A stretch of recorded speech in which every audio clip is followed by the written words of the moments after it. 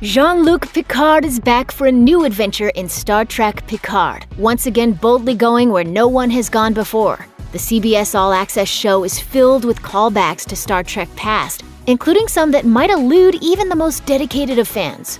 The first episode of Star Trek Picard opens to the music of Irving Berlin as Bing Crosby croons the lyrics to Blue Skies.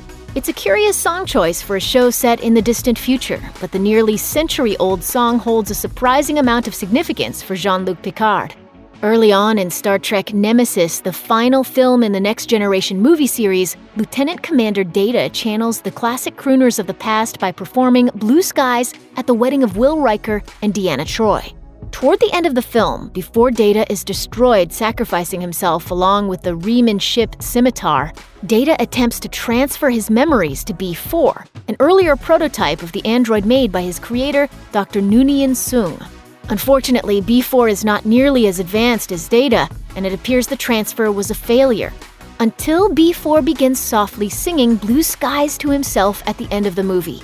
Picard's reaction in Nemesis indicates that he suspects there may be some of Data still alive after all, a thread that is carried forward into the first episode of Picard, in which the former captain not only visits with Data in his dreams, but speculates that the essence of Data now lives on in a new form. Since The Next Generation ended with a poker game, it's only fitting that Picard should begin with one. The first episode sees Jean-Luc and Data playing cards aboard the Enterprise, engaged in the same sort of conversation we've seen them participate in countless times before, analyzing yet another of Data's attempts to appear more human. This time, Picard is sizing up Data's humanity in the form of a poker tell. Data is dilating one pupil in order to fool the captain into believing he has a good hand, while Picard deduces that his real tell is when he does nothing at all. The scene helps viewers feel immediately at home in the new show, bringing back settings, themes, and characters that have already been familiar for decades. But it also calls back to the final episode of The Next Generation, All Good Things.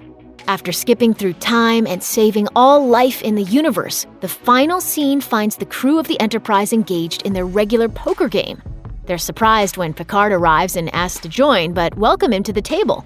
And the series ends with the captain dealing the cards while saying, "The sky's the limit."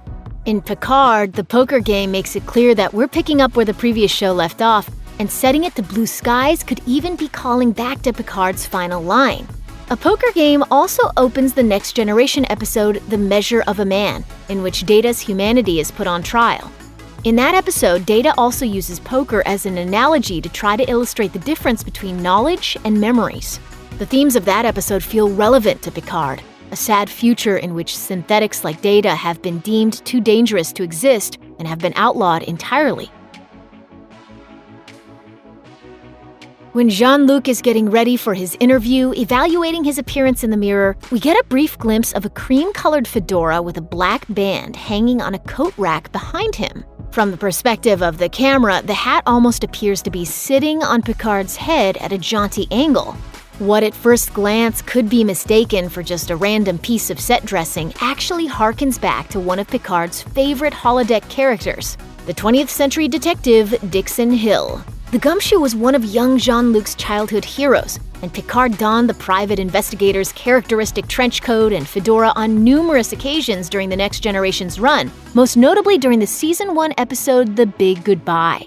In that episode, the simulated mystery Picard is trying to solve on the holodeck involves the death of a young woman, foreshadowing the real-life puzzle he finds himself caught up in as Picard begins. During Picard's fateful interview about the Romulan supernova and his retirement from Starfleet, the interviewer mentions that the Utopia Planitia shipyards on Mars were completely destroyed in the synthetic attacks during the supernova. It's a passing comment in a laundry list of the catastrophic events that brought Picard and the Federation to their now opposing positions. But Utopia Planitia isn't just some random futuristic words thrown in for emphasis. The shipyard has a lot of significance in Star Trek lore. The Utopia Planitia shipyard served as one of the primary Starfleet ship construction sites across several Star Trek series. Among the many ships that were constructed there were the USS Voyager, the USS Defiant, which featured prominently in Star Trek Deep Space Nine, and of course, the flagship herself, the USS Enterprise 1701D. Further, Commander Benjamin Sisko served for several years at Utopia Planitia before taking command of the Deep Space Nine space station. I would have thought that after 3 years spent at the Utopia Planitia yards that you would be ready for a change. Jean-Luc has several dreams of Data during the first episode of Star Trek Picard, but one of the most pivotal moments occurs when he dreams of Data painting a woman in white robes gazing over a turbulent sea. This dream cues Picard to go find a painting the real Data gifted to him 30 years earlier, which, to Picard's extreme surprise, depicts the same young woman who showed up in Picard's vineyard earlier in the episode. While Data explored a lot of artistic pursuits over the course of The Next Generation, his painting in Picard seems to call back specifically to the 6th season episode Birthright Part 1, in which Data experiences a confusing vision and asks Captain Picard how he should go about interpreting it. Picard urges him to explore what he saw in a way that feels meaningful to him, and Data decides to use painting to explore the images in his head. Ultimately, after painting dozens of pictures, Data determines that he has accessed a new level of his programming and can now dream, which he resolves to continue doing henceforth. It seems only fitting that Data's painting pursuits would come full circle in Picard, with Jean-Luc using the image of Data painting in his dreams to find meaning in what's happening in his real life. Even in death, it seems, his old lieutenant commander is still able to help him out. When Picard goes to visit his vault in the Starfleet archives, we get a brief glimpse of two prominently displayed model ships, neither of which is the Enterprise. The first is the USS Stargazer, the first starship Picard ever commanded. This was the ship on which he would first perform the battle tactic that eventually came to be called the Picard Maneuver, using a brief burst from the ship's warp drive to confuse the sensors of the opposing ship, making it appear as though the Stargazer was in two places at the same time. While Picard sometimes spoke disparagingly of the Stargazer, a ramshackle ship with an overworked crew, he did confess to occasionally longing for the way things used to be. But there are times when I would give almost anything to command the Stargazer again. The second model is the captain's yacht from the Enterprise E, christened the Cousteau. The Cousteau was featured in the third TNG movie, Star Trek Insurrection, in which Picard and the crew of the Enterprise stood against the Federation to keep them from forcibly relocating a peaceful species so that they could plunder their planet's resources.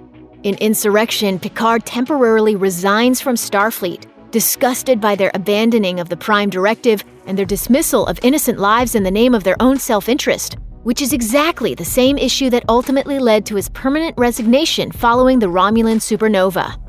There is also a Klingon weapon in Picard's vault in the Starfleet archives, a curved blade called a batleth.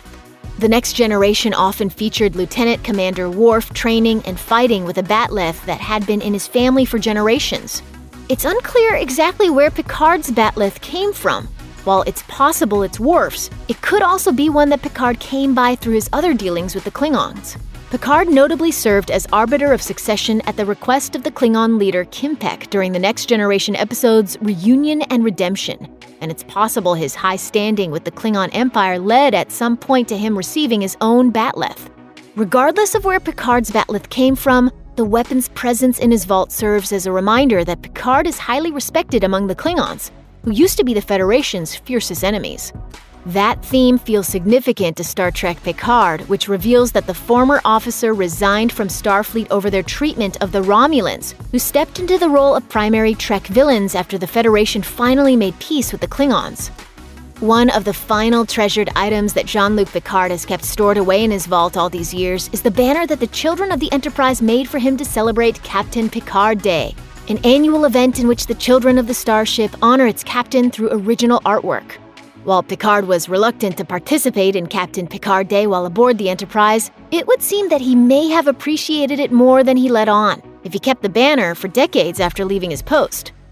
We witness Picard receiving the banner in the Next Generation Season 7 episode The Pegasus, which sees the crew of the Enterprise facing off against the Romulans to recover a Starfleet ship near the neutral zone. During the course of the episode, it becomes clear that Starfleet violated their peace treaty with the Romulans and tried to cover it up. But Picard refuses to go along with the deception, revealing the truth to the Romulans and siding against his Starfleet colleagues. In short, this is yet another Easter egg in Picard's first episode that calls back to a time when our hero took a stand against the Federation, possibly foreshadowing that the one-time captain and Starfleet are about to find themselves at odds once more. When Picard travels to the Daystrom Institute in Okinawa in order to dig into the possibility that Dahj may be a flesh and blood synthetic, he meets with Dr. Agnes Jurati, who assures him that sentient flesh and blood synthetics are nothing more than a forgotten pipe dream.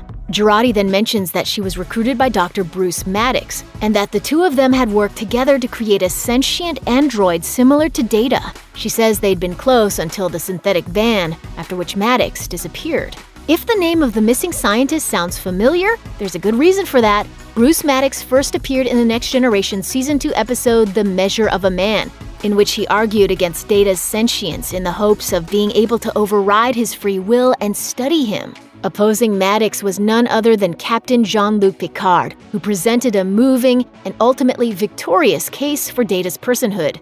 Mentioning Maddox in an episode already rife with themes of sentience, identity, free will, and individuality feels like a very deliberate nod to one of the Next Generation's most fascinating core debates, and hints that we haven't heard the last of either side of this argument.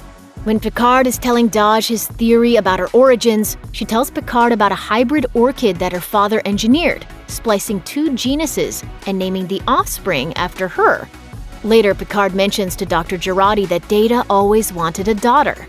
Both lines together seem to be a direct reference to The Offspring, a Season 3 episode of The Next Generation in which Data constructs an android daughter named Lal from his own design.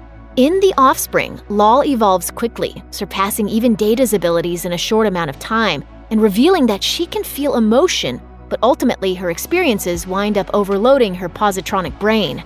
Despite Data's best efforts, he is unable to save her. Data then downloads Lal's memories into his own neural net, so in that way, she can live on through him.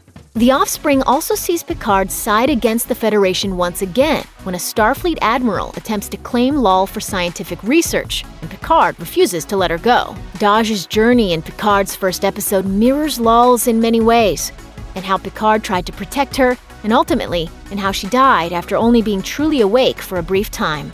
Check out one of our newest videos right here. Plus, even more Looper videos about Star Trek Picard are coming soon. Subscribe to our YouTube channel and hit the bell so you don't miss a single one.